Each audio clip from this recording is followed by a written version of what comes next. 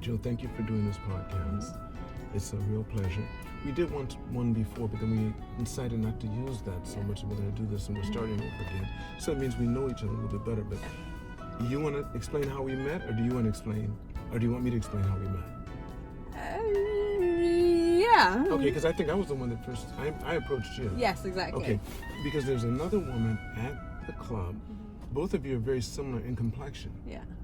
And because of that, I thought that it was you because we're wearing the mask. I thought it was her. Right. And I to you and I look at you, but you told me that happens to you a lot of times. Yeah. And then you said, I'm not who you think I am, but you look just like my brother. Yeah. And I said, I look like your brother. How's that happen? And also when I was setting up last time, when we did the podcast before, this isn't going to be aired, you said, that's just like your brother. You thought I was going to take a camera and just have the two of us in it going like this, you know. Yeah. And I put out all the cameras and everything. Yeah, I mean... Is that pretty much it? That was pretty much it. I mean, for me, it kind of blew me away because mistaken identity on two counts. Mm-hmm. You thought I was somebody else. I thought you were somebody else. And I just, in my head, was thinking, what's Balaji, is his name, doing in Tokyo? Tokyo Mart? Oh, where are you from? And I said, I'm born in England to Nigerian parents. And then you said, I just found out. I just found out from DNA testing that I have part Nigerian. And I was thinking, oh dear, is this a brother from another mother kind of thing? And you have brothers from another mother, yes, don't you? I do. Because you said there's how many of you in your family? There's 9 in total. 9 of you, but there's only 2 of you from the same mother. Exactly. You and your sister. My sister. And the rest are, how many mothers are there out there? Your father the ones I know about, 4. 4. The ones I know about, I keep saying. Okay. So, for me, when you said you were Nigerian, I was thinking, uh-oh. And in fact, I told Balaji, he said, well, you know what our dad was like, and kind of had a laugh about it. And then when we met and you were setting up your podcast, I was thinking, this is exactly what Balaji would be doing, because if we go to a family wedding, he's always there and he's got the biggest camera, all the equipment, more than the pro photographers that are there. And then he'll come up and say, look, my photo will get into this magazine. I'm like, are you going to give him a day job for photography? And he was like, nah, but I just like doing it properly. And then you said sort of similar thing. If I'm going to do something, I want to do it, really well. So I was kind of thinking, oh gosh, they're not just for me looking, they have similar attitude to things as well. So tell me about yourself. So born in London to Nigerian parents, and then uni in London. So I'm number 7. Number 7. Okay. My sister number 8. So there's only 2 that came after you. Yes. Right. Wow. Yeah. And so then you went to uni in London, and Nigerian parents are very, you'll study what you're told. And what were you with told some to guidance. So they say you have to be professional. You have to do something professional. You have to be whatever it is: engineer, doctor, lawyer, pharmacist, So what dentist. you want to be? Well, I didn't want to be any of those things, to be honest. But I thought, and I wanted to read history. My dad looked at me and said, "What? I'm not paying whatever the exchange rate was from naira to pounds back then for you to go and study history. They don't do anything. Those students who study history, you're going to do something professional." So. I then decided to study pharmacy. And was it the right decision? Who knows? I didn't particularly want to be a pharmacist, and I found out the hard way that I'd done the degree, passed, was working. I hated it every single minute. I was like, you couldn't get me out of there quick enough. My family would come and meet me after work, and I'd be like moaning the whole time. Oh, it's This terrible. is in London. This is in London. I finished that, and then I was working. I hated it. And I thought, what am I going to do next? What was your social life like during that time? Oh, What was it London. It was great. At uni, I was partying the whole time. Did you and your sister do a lot of stuff together? Yes and no. In the first year, she wasn't in university because I was there first, of course. Okay. So that year, and I was in the halls of residence. I mean, everything, all sorts of stuff was going down, and I was in the milieu of all the action. It was right in the centre of London, and I loved it. Partied, non-stop. Central, party central. Yeah, it really was. So tell me, I've been to London before, and I tell you that was from me going around the world.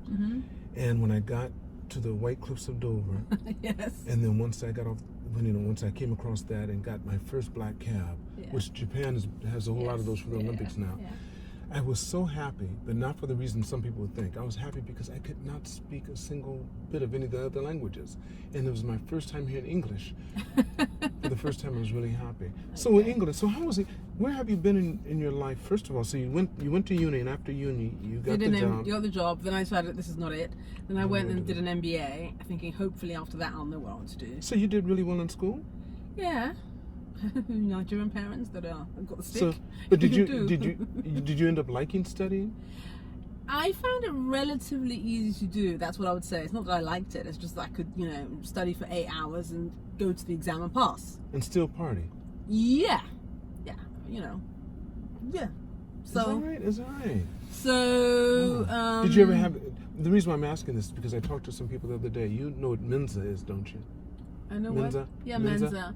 No, but I never did that. The IQ test. Right. IQ test. But I think I've done it about 100. It's not 120. It's not that high. I thought it was higher than that. I thought it was 160. I had 120 my score. Okay. My score. Yeah, that's about average. Yeah, it's about average. Average, yeah. So. Okay. But still, this is how you apply it.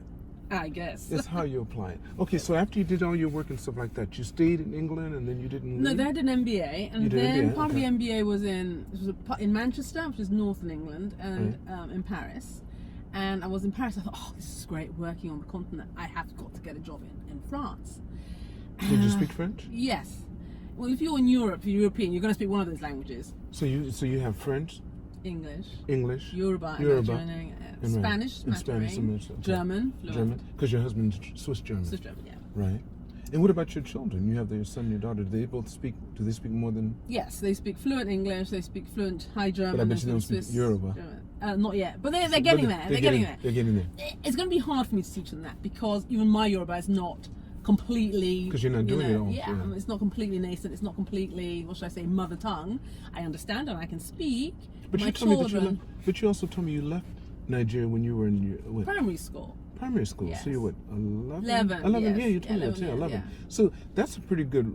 They say by 12 years old, your emotional makeup is made. Yes. Something really traumatic has to happen to change how you are emotionally. So you really are Nigerian. Yes, for sure. And my children see it. And because I would say you revert to type. Right? I'm very English. Of course. Generally. But you had to assimilate to be to feel welcome. So that's that. There goes the accent. There goes the mannerisms that wouldn't necessarily be Nigerian. Yeah.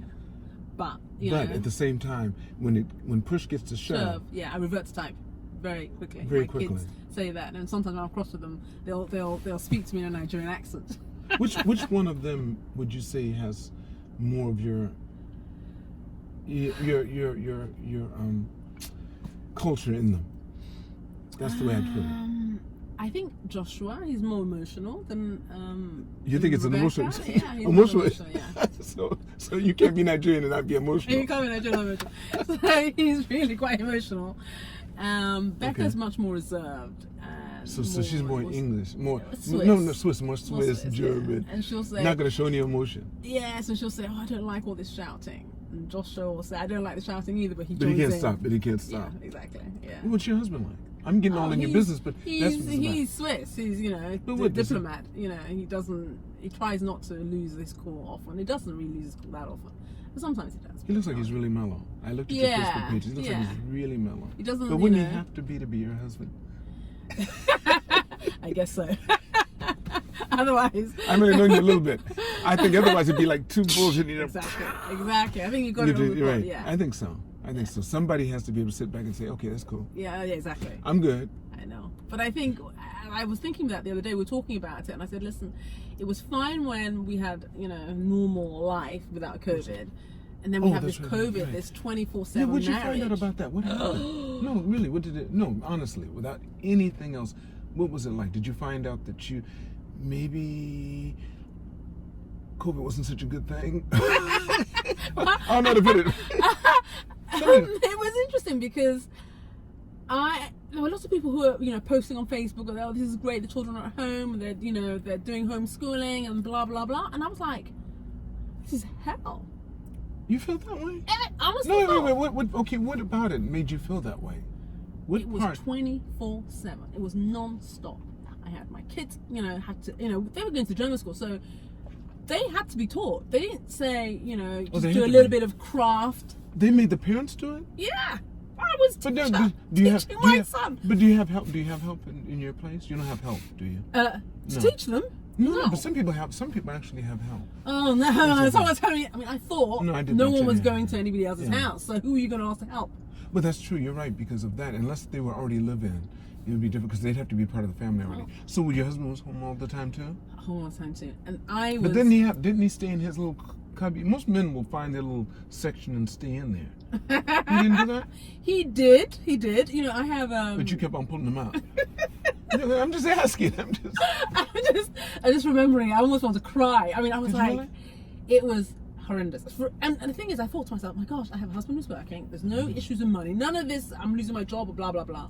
And I'm going crazy. And you know, I had a couple of meltdowns where I said, right, I'm leaving. My son goes, Mom, where are you going? I said, I'm leaving. And what did you, I walked out of the house. He handled that. He handled that, and That's good. and they sort of said I came back, but it was for me the intensity of it all.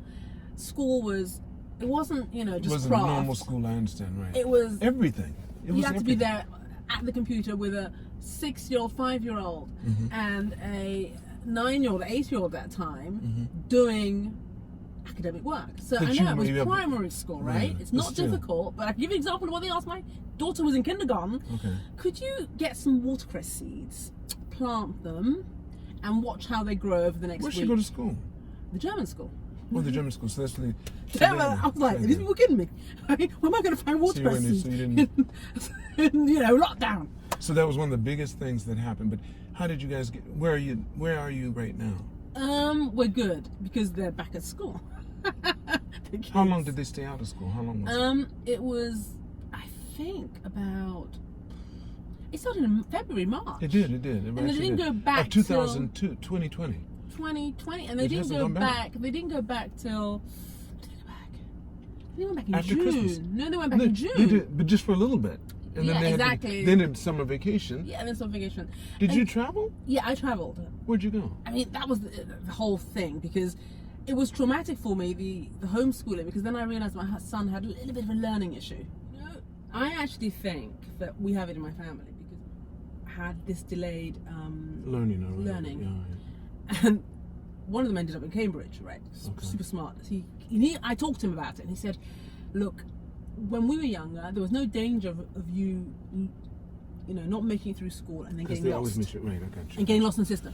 You know, he wasn't studying, but what was he doing? He was out playing in the garden or in the forest near the house, running around. There was no YouTube video games to play with. So although they weren't learning, they weren't getting distracted in a negative way. I see what you're saying, but now the distraction could be very negative. Yeah, and unfortunately, Sure. also schools, Keep towards me. and I also think schools. What's the word? If you have a child that's not participating, you know, next. No, that's what they do in inner. I can tell from experience that happens in inner city schools. But when you get into the expat community, they pretty much try to catch it. They try to, because you're paying a college tuition, Exactly. and they will catch it Yeah. and make sure these kids make it out okay. But Yes. don't be in a big city. Exactly. If you are, they'll think that you're mentally slow. You'll Yes. get jobs at parking attendants, which Yeah. are not glamorous Exactly. whatsoever. Exactly. And you could have an IQ of 130. Yeah. Exactly. Just because they have too many kids in one place. Yes. Exactly. And they're not going to give them. That's what happens. Anyway, so we're in. We have to get them assessed in Switzerland. So we leave, and I leave my daughter behind. That was also a bit traumatic because she was 6 at the time. Who was with? Oh, just your husband and her. Yeah, Okay. and she had only been with me mainly because my She's husband so and his young, job. right. She'd never been away from me for that long, and they said, if you leave, then you're not going to come back. We want to make sure you're going for medical reasons. So you're going with your son. We spoke to the Ministry of Health in Japan, and they said, listen, you can go with your son to get treatment, but if it's really a medical reason, then your daughter should stay with her father. And he said, I'm saying this to you as a personal. If your child is here, they're going to try and unite the family. So then you have even more reason to come back.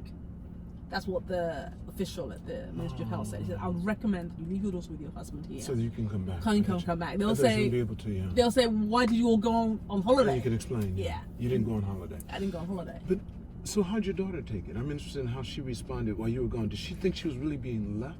No, because my husband spoke to her, and I spoke to her about it. And she's close with him enough that... Yes, she was close. And my That's husband's good. very hands-on. Because that could be traumatic if she thought she was being left.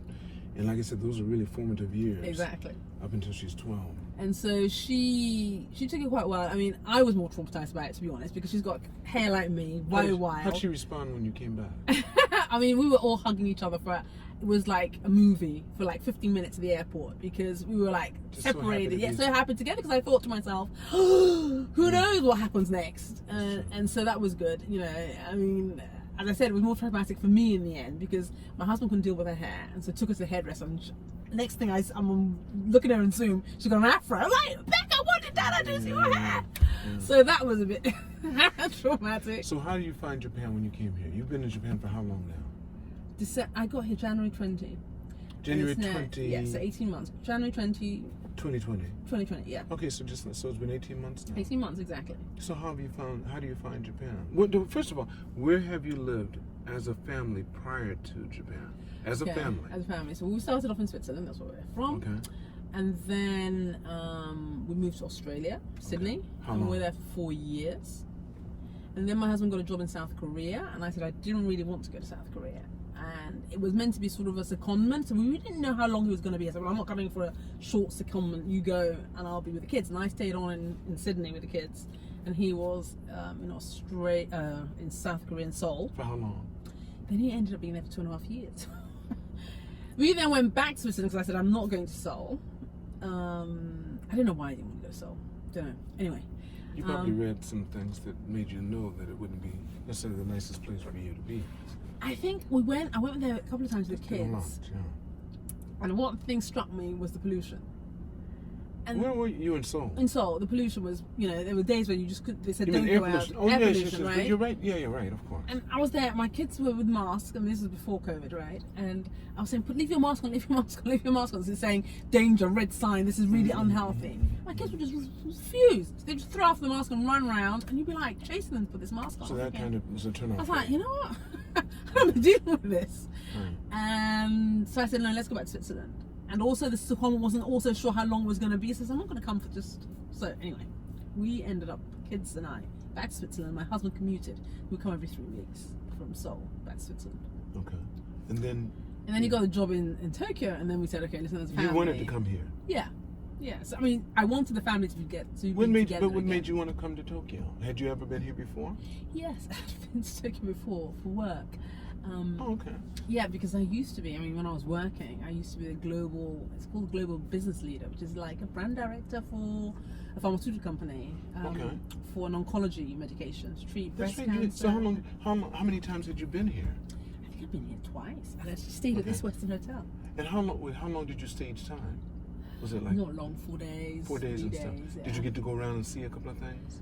You went to Shibuya for sure. Yeah, I went here. I stayed at this hotel, the Western here, and there's a shopping mall near here. That's right, of course, yeah. Yeah, and then I went to that shopping mall. And then where else did we go? I can't remember. But still, you were impressed with what you saw. Yeah, I So was. I could do this. Yeah, I mean, and I was quite. It was what was I was sort of thinking, yeah, I could do Tokyo. Okay. And my husband also felt that it would be nice for the kids.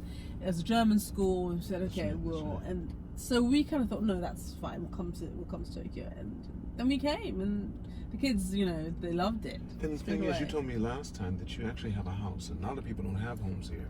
Yeah. You have, and you have a garden too.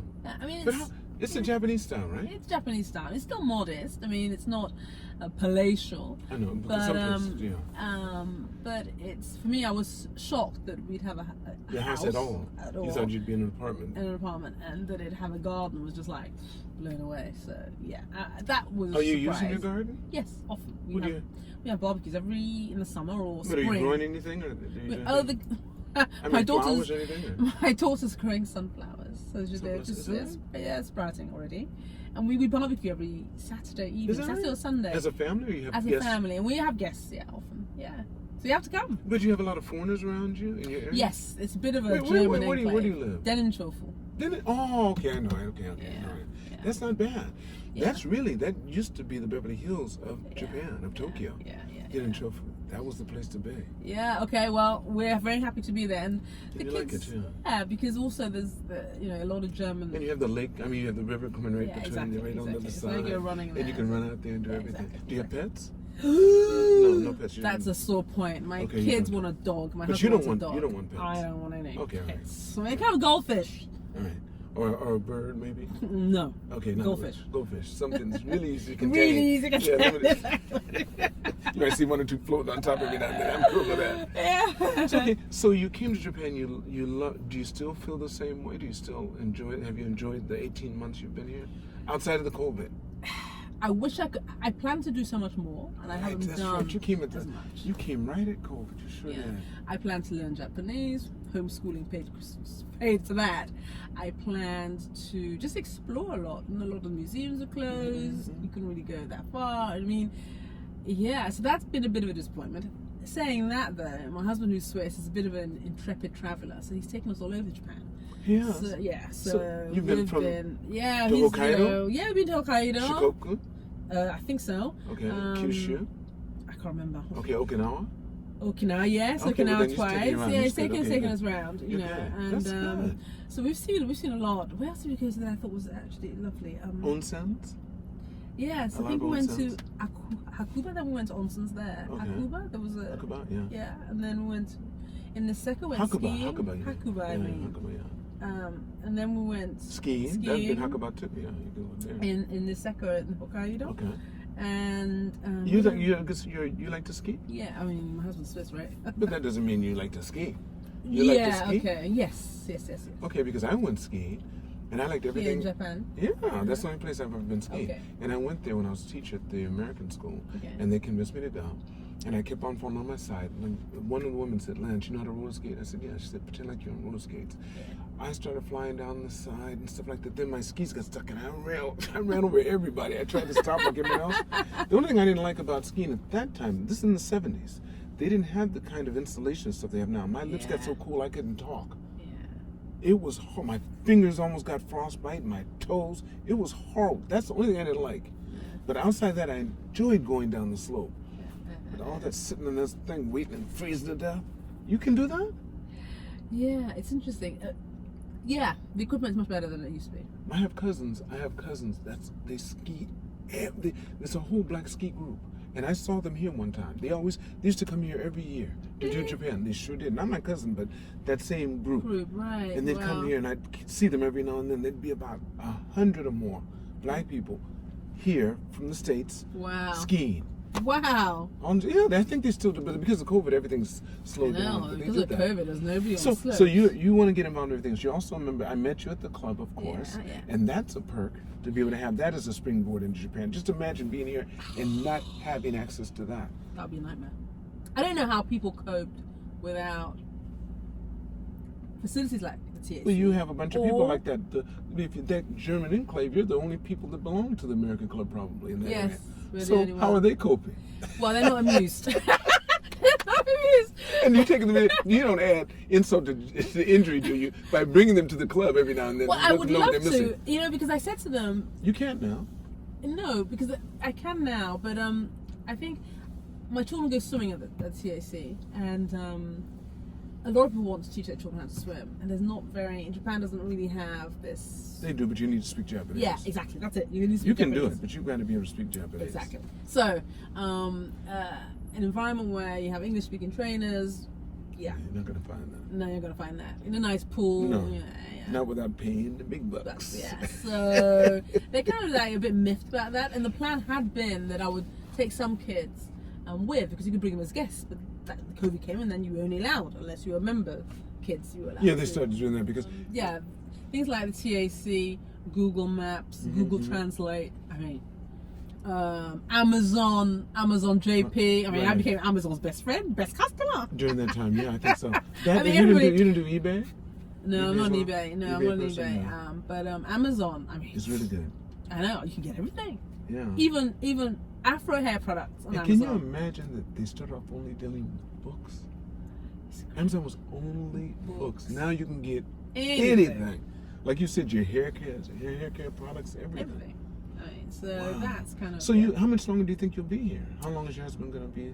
Well, the plan is until 2022, end of October. That's not long. That's not long. That's not long. It's not long. You, Another 18 months, basically. You're going to ask him to extend or anything? You want to? I'm not the one who makes the decision. No, you're right. You're right. No, I mean the company makes the decision. Yeah, okay. Well, I just.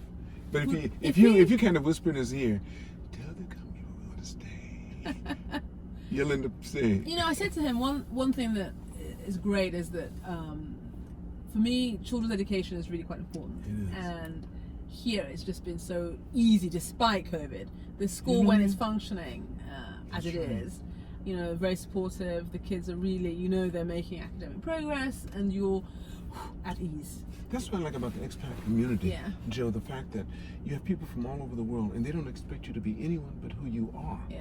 You don't have to acclimate to anything here. Yeah, exactly. You can't be Japanese. Yeah. So they're really happy to find out where you're from, what you're like. Exactly. And I can embrace that. But if you Yeah. go back, I know. it's going to be different. They know you belong here. It's different. It in is. America and in Europe. It's very, It's very, different. very. And even my very husband different. acknowledged it. I said, listen, it's, It's everybody completely here, different. we're Yeah. all foreign here. That's the one thing that unites you. Exactly. You're not Asian. Yeah, exactly. I mean, I can't get over how orderly it is. It's really quite. It's disconcerting, but in a pleasant way. Have you ever lost anything here yet? Oh, my son lost his wallet. Okay, so what'd you think when that happened? How long had you been here when that had happened? Oh, it only happened about a couple of months ago. And I was really cross with him because he went shopping when he shouldn't have gone shopping without telling me in Chigaoka. I mean, it's not, it's confronting. He has to cross a few big roads. But I knew he would say no, so I went anyway. I was like, What? He's got that Nigerian blood. Big so I time. was like, the boy's wild. So- Anyway, so then I say to him, where's your wallet? Because I always say to him, don't ever take your wallet with you because it all has your pocket money in it. It has, I don't know, quite a lot of money, 100,000, I don't know, 200,000? No, wait. No, 100, no, I'm counting 1,000 zeros. yen, you mean? 1,000 Yeah. yen. Or You know, it has 10,000 yen. 10,000 yen Okay, or right. 20,000 yen. That's it. 10 to Right. 20 because he collects That would be every- equivalent to $20, yeah. $20, Yeah, $20, exactly. $100, yeah. Which is Exactly. not unnormal here. Yeah, well, it's not Yeah, a normal here, but it's still.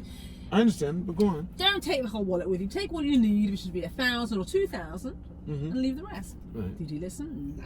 He took the whole thing. Came back. He'd bought himself some of these little cars. Okay, He's they're a car little- freak. The In cars, fact, the little mini yoga. yeah. Okay. He Does he race them? Or does he has model cars, or these are Yes, racing model type? cars. Model cars. Okay, okay. So he bought himself a model car. Came home and said, "That's what I'm like." I said, "Where's your wallet?" And he goes, "There's no wallet." I was like, "Right, you've lost it." And then he was like, "Oh, so where am I gone?" And then the next day I said, "Listen, this is Japan. Let's ask Dad to take you to the police station, and maybe you'll find it." And he was like, "With the money and the wallet in it?" And they did go to the police station, reported it. It was found with the money in it. We were blown With the away. money in it? Yes, everything was in it. Yeah, But see, that is not unusual here. I know that's not unusual That's here. not unusual here. This That's is not- like mind blowing. Some people don't understand why that's not unusual here. When I first came to Japan, they had a policy, and it was more of a courtesy. You didn't have to do this. Let's say, and everything was in cash. Credit was not even, no one even thought of credit during when I came in the 70s. They used to carry, especially when they had pay taxes like that, hundreds of thousands of dollars worth of yen. And it wouldn't be unusual for every year to hear about someone left their bag full of $200,000 in it. What people did, if they returned that, is customary. I think it's, Mika, was it 10%?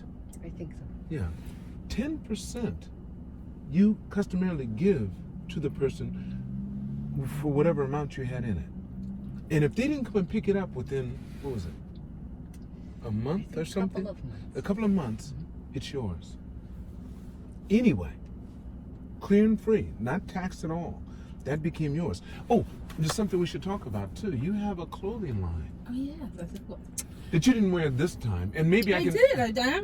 I always rep my brand. Oh my goodness! Girl, the bling comes constantly. I'm always repping my brand. So, remember I said to you what my brand is about mixing African wax fabric with Yes. contemporary fabric. So this is African wax with contemporary shirting. The collar and the collar and the sleeves. Yeah. Okay. The cuffs, the collar stand. So you're really just a big little into bit. black and white. Well, not necessarily. But there's there's easy ones that match stuff Yeah. to make yours So, pop. yeah, exactly. So I'm sort of, into sort of using a little bit of spice to, liven things up. If you How like. long have you had your brand? Since 2013. What made you decide to go into this? Okay, I've been working in pharma. I think I'm 13 years then. I was traveling a lot. Then I had my son, and I just realized that traveling and a little baby, was just not really very compatible. Because the sort of traveling I was talking about was not unusual to be in 6 continents in 6 weeks. So, I could be in, Wow. New York 1 week, and the next week you could be in Tokyo. But your job when you came there was to do what? You told me before. When you got there, you were... So what a global brand director does is you're responsible for the marketing for a particular brand globally. Right. And what you do is you coordinate the effort so that the marketing campaigns are aligned, that we, in pharma or in when you're trying to sell drugs at that level, what happens is that it's data driven. So when I say data driven, you have to prove to physicians that your particular drug does what it says in clinical trials. So you coordinate these clinical trials to make sure we're doing the right studies. In Japan it might be, we need to look at maybe women that are, I'm just giving a very simple example, women that have a specific form of breast cancer, and they say, oh well, that's a similar situation in France. Okay, should we do a global study including patients from all these countries, or should we just focus on Asian patients in that particular population? Okay. So you sort of coordinate all that. That's why you can move around so much. Yeah, so if you had some hot drug or something, you need to make sure everybody's on the same page. Yes, exactly. Wow. Exactly. So how'd you find at the beginning? I bet you thought it was real fun. Yes. And then after a while, after about the 15th hotel,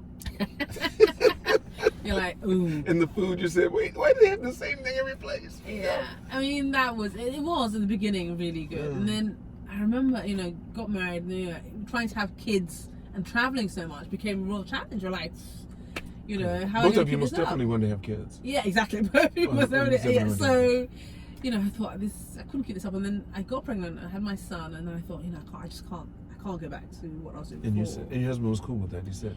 Yeah, and then around that time, I got this job in Australia, so I was going to have to follow him anyway, and I was thinking, what can I do for myself? So I started this brand, and then I started it, and then he got the job in Australia, and I went with him, and I've just sort of kept it up since Even though, because a lot of it is, I say, remote. It's on the internet and online. So where do you get your I got you. But what about your material? How'd you that's source that? That's a challenge. That's a challenge. How'd you source that? Because basically I design. I source my materials from mainly in Europe, Italy, and then the African wax fabric is also Europe, which is another story altogether. And then the manufacturers in Italy, so I have to coordinate with everyone. That can be a challenge, especially because you're relatively small. I'll make 100 rides or 200, and they want you to be making 2,000 or 3,000. That's been a bit of a challenge. It's hard to scale up, yeah. It's hard to scale up, but I have some small manufacturers I work with, and it's been fine. Oh, that's good. Yeah, That's good. So you're enjoying it? Yeah, I do. It's my creative side. It tends to be a lot slower because I just and I like it that way. My husband says, "Oh, maybe you should hire this person." I'm like, you know what? I don't need that right now. What that can turn out to be, right? Yeah, I'll wait until the kids are really finished primary school. So you can yell at your employees properly.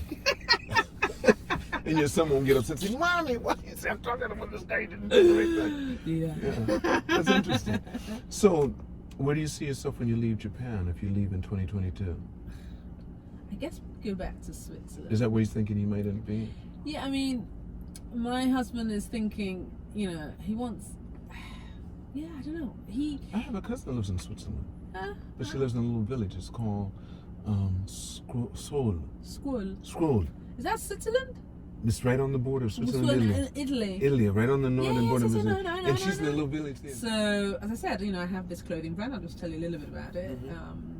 It's called Reina de Santiago, which means the Queen of Santiago. Why'd you name it that? Come on, well, you have time. That's are you in a hurry? Okay, no, I'm not in a hurry. Okay, so why did I call it the Queen of Santiago? What had happened was, I did the pilgrimage to Santiago de Compostela. By yourself? I did by myself. I did it. How old were you when you did this? I must have been 40. I was trying to get pregnant. I decided, I'm gonna go for this.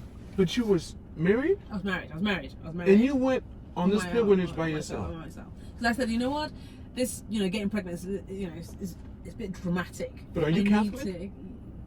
Religious. I was Christian Catholic and brought up Anglican, so I consider myself a Christian. Okay. So I did the pilgrimage. I thought, I need to really pray about this.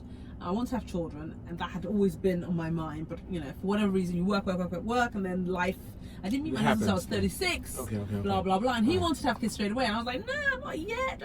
Blah blah. Anyway, so then I thought, oh my gosh, I'm hitting 40, and kids, what's going on? Don't say anything. Yeah. So then I thought, what, I'm just going to take some time out, and I did this pilgrimage, and I prayed a lot for that pilgrimage. It took me, I went on my bicycle, so I cycled from a place south of France called Saint-Jean-Pied-de-Port, and then you cycle across the Pyrenees up and down, and then you go across Spain to Santiago de Compostela. What kind of time was this? What time frame I did was it. I did it in 2 weeks, and I did it in spring, so it was raining a lot when I went. And you were staying where?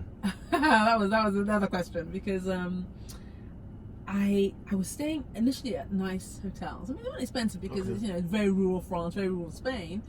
$100 a night, $120. Not expensive, but comfortable. And using your credit card? Yeah, using a credit card. Okay. So and then as I was doing that, and then I thought I noticed that other pilgrims would meet up along the way, and I'd noticed people have this camaraderie, and I didn't have that because I was staying in these nice hotels, because there are dormitories where you can stay, where it costs €10 a night and you get breakfast included.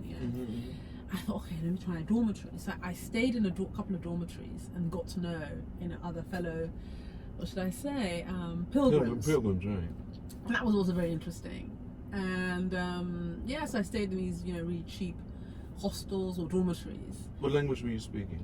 Spanish at that stage. Most of the time. Spanish most of the time. Did anyone speak English? Yes.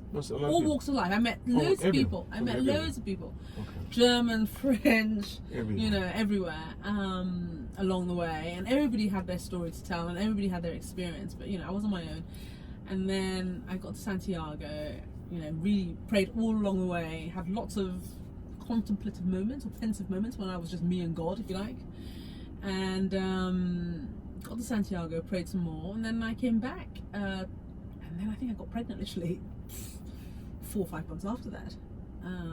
So it worked. Because somehow that pilgrimage, as I said, I was really speaking in tongues, shall we speak, along the way. But so I got pregnant, and then I remember thinking, my son Joshua arrived, and he's called Santiago. So he's called Joshua Santiago Babatunde Lorez. So I gave him a name for Santiago. And I was thinking about my brand. I was thinking, I need to find a name.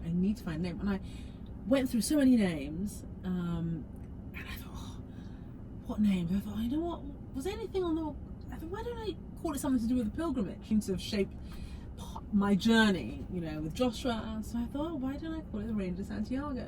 I'd been through so many names, but I'd gone to copyright check everything, and every name that I came up with was either gone, already taken. So I said, Reina de Santiago, which means the Queen of Santiago in Spanish, and it was still available.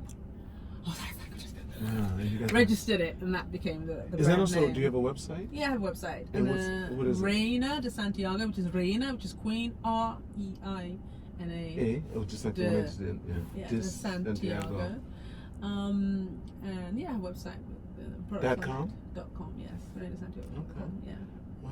Yeah. Joe, thank you so much for doing this. So thank you very much for actually inviting me. It was fun. No. I mean, I knew when I met you that I had to. If I had a podcast, I'd have to have you on it. Thank you. That's very sweet to say. I want to thank all of you for watching this, and please make sure you press like, subscribe, and leave a comment. And remember, it's all unknown, and continue to reach for the stars.